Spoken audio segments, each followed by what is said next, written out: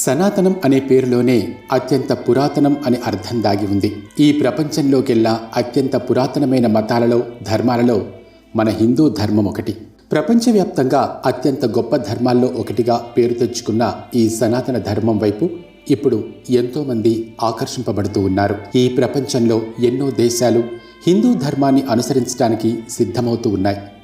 మానసిక ప్రశాంతత కోసం, జీవితాన్ని సుఖంగా జీవించడం కోసం హిందూ ధర్మాన్ని అనుసరిస్తూ పూజలు, పునస్కారాలు చేసుకుంటూ ఉన్నారు. ఇప్పటికీ కొన్ని దేశాలు పూర్తిగా హిందూ ధర్మాన్ని అనుసరిస్తూ ఉన్నాయి. అటువంటి దేశాల గురించి ఈ వీడియోలో మనం తెలుసుకుందాం. అయితే వీడియో మొదలు పెట్టబోయే ముందు చిన్న రిక్వెస్ట్, ఈ వీడియోను చివరిదాకా చూడండి. ఒకవేళ మీరు మా ఛానల్ ఇప్పటివరకు సబ్స్క్రైబ్ చేసుకోకపోతే దయచేసి సబ్స్క్రైబ్ చేసుకోండి. హిందూ ధర్మం కేవలం భారతదేశానికి మాత్రమే పరిమితం కాలేదు. ప్రపంచంలో ఎన్నో దేశాలు ఇప్పుడు హిందూ ధర్మాన్ని పాటిస్తూ ఉన్నాయి. ఇది మన హిందువులందరికీ ఎంతో గర్వకారణమైన విషయం. సనాతన ధర్మం యొక్క శక్తి ఏ విధంగా ఉందో ప్రపంచం మొత్తం తెలుస్తూ ఉంది. ప్రపంచ దేశాల్లో ఎక్కువగా హిందూ ధర్మం వ్యాపిస్తున్న దేశాల్లో ఒకటి మలేషియా. ఈ మలేషియాలో హిందువులు 7% ఉన్నారు. వీరిలో ఎక్కువగా భారతీయులే. మలేషియాలో అత్యంత ఫేమస్ అయిన దేవాలయం మురుగన్ దేవాలయం. ఇక్కడ ఎన్నో జాతరలు ఎంతో వైభవంగా జరుపుకుంటూ ఉంటారు. అందుకనే మలేషియాలో మనకు హిందూ సంస్కృతికి సంబంధించిన ఎన్నో విషయాలు తెలుస్తూ ఉంటాయి. మన పండగలు, ఆచార వ్యవహారాలను ఇక్కడి ప్రజలు ఇప్పటికీ కూడా మర్చిపోకుండా పాటిస్తూ ఉన్నారు. దీపావళి, సంక్రాంతి, హోలీ వంటి ఎన్నో పండుగలు వాళ్ళు జరుపుకుంటూ ఉన్నారు.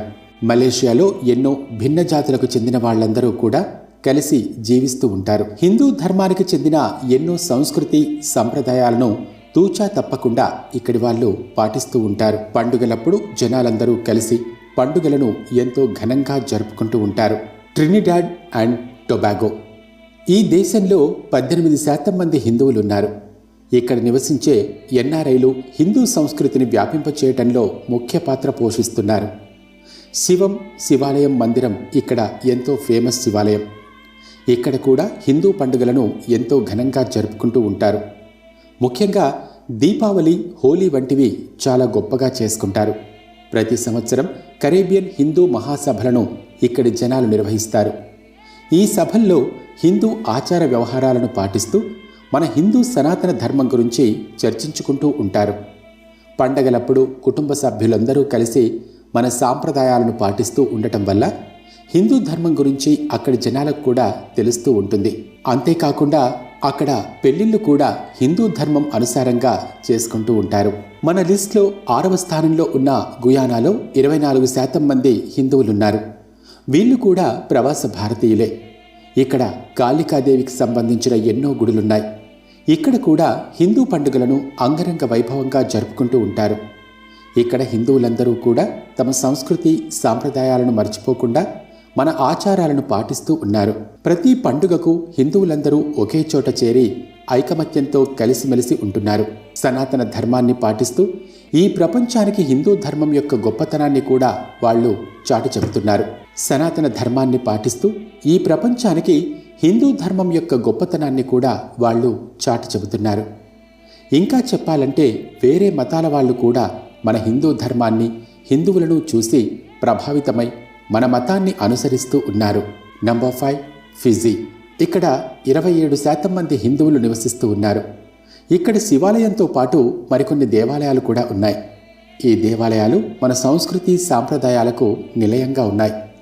ఇక్కడ కూడా దీపావళి, హోలీ వంటి పండుగలను ఎంతో వైభవంగా జరుపుకుంటూ హిందువులందరూ కలిసికట్టుగా నివసిస్తూ ఉన్నారు. మన ధార్మిక సాంప్రదాయాలను, ఆచారాలను హిందువులు తమ పిల్లలకు, రాబోయే భవిష్యత్ తరాలకు అందిస్తూ హిందూ ధర్మాన్ని నిలబెడుతూ ఉన్నారు. ఇక్కడ ప్రపంచవ్యాప్తంగా ఎన్నో సభలు నిర్వహిస్తున్నప్పుడు కూడా హిందువులు తమ సనాతన ధర్మపు గొప్పదనాన్ని చెప్పే అవకాశాన్ని మాత్రం వదులుకోవటం లేదు. ఇటువంటి సభలకు హిందువులు సాంప్రదాయ రీతిలోనే వెళ్తూ ఉండటం వల్ల మన ఆచార వ్యవహారాలు మిగిలిన మతాలకు కూడా ప్రాక్టికల్గా తెలుస్తూ ఉన్నాయి. Number 4 Suriname. ఈ దేశపు ప్రెసిడెంట్ కూడా తాను హిందువును అని చెప్పుకోవడానికి గర్విస్తున్నాను అని ప్రకటించాడు. అంటే ఈ దేశంలో హిందువులు ఏ రేంజ్లో ఉన్నారో మీరే ఆలోచించవచ్చు. ఈ దేశంలో కూడా అత్యంత వేగంగా హిందూ ధర్మం వ్యాపిస్తూ ఉంది. ఇక్కడ 27% మంది హిందువులే ఉన్నారు. హిందూ దేవాలయాలను అత్యంత పవిత్రంగా చూసుకోవటమే కాకుండా మన సంస్కృతి సాంప్రదాయాలను కూడా పరిరక్షిస్తూ ఉన్నారు. ఇక్కడ ఉన్న దేవాలయాలలో రామమందిరం, హనుమాన్ టెంపుల్ కూడా ఉన్నాయి. సూరీనామ్లో మన పురాతన భారతీయ సంస్కృతి స్పష్టంగా కనిపిస్తూ ఉంటుంది.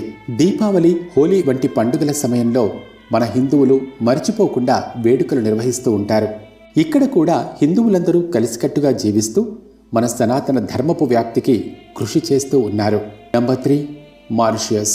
మారిషస్లో కూడా హిందూ ధర్మం వేగవంతంగా వ్యాపిస్తూ ఉంది. భారతదేశం తర్వాత ఎక్కువగా ఇక్కడే హిందువులు ఉన్నారు.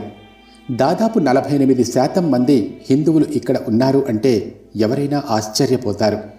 అయితే ఎక్కడా కూడా ఎక్కువగా ఎన్ఆర్ఐలే హిందూ ధర్మపు వ్యాప్తికి కృషి చేస్తూ ఉన్నారు. హిందూ పండుగలను, ముఖ్యంగా దీపావళి, హోలీ, మహాశివరాత్రి వంటివి వీళ్ళు అత్యంత వైభవంగా భక్తి శ్రద్ధలతో జరుపుకుంటూ ఉంటారు. మహాశివరాత్రి రోజున ఎంతోమంది భక్తులు ఉపవాసం ఉంటూ శివుడిని పూజిస్తూ ఉంటారు. ఇక్కడ ఉన్న దేవాలయాలలో ముఖ్యమైనది త్రివేణి ఘాట్, శీష్ మహల్, గణపతి దేవాలయం కూడా ఉన్నాయి. హిందూ సాంప్రదాయాలను, ఆచారాలను పాటిస్తూ సనాతన ధర్మం ఇప్పటికీ కూడా నిలకడగా ఉండటానికి కారణం ఇక్కడ ఉండే ప్రవాస భారతీయులే. ఈ దేశంలో ఎంతోమంది జనాలు హిందూ ధర్మం వైపు ఆకర్షింపబడుతూ ఉన్నారు. అందుకనే ఇండియా తర్వాత హిందువులు ఎక్కువగా ఉన్న దేశం మారిషస్ ఒక్కటే. నంబర్ 2, భారతదేశం.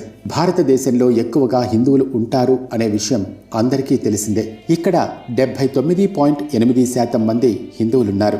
హిందూ ధర్మాన్ని పాటించే హిందువులు సనాతన ధర్మపు ఆచార వ్యవహారాలను తరతరాల నుండి అనుసరిస్తూ ఉన్నారు. పురాణాలను, ఉపనిషత్తులను హిందువులు పరమ పవిత్రంగా భావిస్తూ ఉంటారు. రామాయణం, మహాభారతం వంటి పౌరాణిక గ్రంథాలను మన హిందువులు సనాతన ధర్మానికి ప్రతీకగా భావిస్తూ ఉన్నారు. భిన్నత్వంలో ఏకత్వం ఎక్కడైనా కనిపిస్తుంది అంటే అది కేవలం భారతదేశంలో మాత్రమే మనకు కనిపిస్తుంది. ఇక్కడ హిందువులు ఎక్కువ శాతం ఉన్నప్పటికీ ఈ హిందువుల్లో కూడా విభిన్నమైన సంస్కృతులను పాటించే వాళ్ళు మనకు కనిపిస్తూ ఉంటారు. గణేష్ చతుర్థి దగ్గర నుండి దీపావళి, నవరాత్రుల వరకు మన హిందువులు ఎన్నో పండుగలను అత్యంత వైభవంగా జరుపుకుంటూ ఉంటారు. ఇక్కడ లెక్కలేనన్ని దేవాలయాలు ఉన్నాయి. తిరుపతి శ్రీ వెంకటేశ్వర స్వామి దేవాలయం ఈ ప్రపంచంలో ఉన్న హిందూ దేవాలయాలన్నింటిలోకి అత్యంత పెద్దది. కలియుగ ప్రత్యక్ష దైవం తిరుమలేశుడి ఆలయం తెలుగు నేల మీద ఉంది. ఇదే కాకుండా కాశీ విశ్వేశ్వరుడి ఆలయం నుండి శ్రీ కన్యాకుమారి ఆలయం వరకు భారతదేశంలో ఆలయాలకు కొదవలేదు. పూజలు, పునస్కారాలు చేస్తూ హిందువులందరూ కూడా సనాతన ధర్మాన్ని పాటిస్తూ ఉన్నారు. నంబర్ 1, నేపాల్.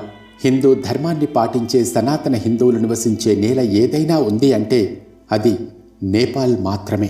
ఇక్కడ దాదాపు 81% మంది హిందువులు నివసిస్తూ ఉన్నారు. నేపాల్ ఒక పవిత్రమైన ధార్మిక స్థలం. ఇక్కడ పశుపతినాథ్, ముక్తినాథ్ వంటి ఎన్నో అద్భుతమైన దేవాలయాలు ఉన్నాయి. పశుపతినాథ్ దేవాలయం హిందూ ధర్మంలోనే అత్యంత పరమ పవిత్రమైన దేవాలయంగా హిందువులు భావిస్తూ ఉంటారు. ఇక్కడ ఎంతోమంది భక్తులు ప్రతినిత్యం స్వామివారిని దర్శించుకోవడానికి వస్తూ ఉంటారు. పండుగలను ఎంతో భక్తి శ్రద్ధలతో జరుపుకుంటూ ఉండే నేపాలీలు హిందూ ధర్మానికి ప్రతీకలుగా నిలిచారు.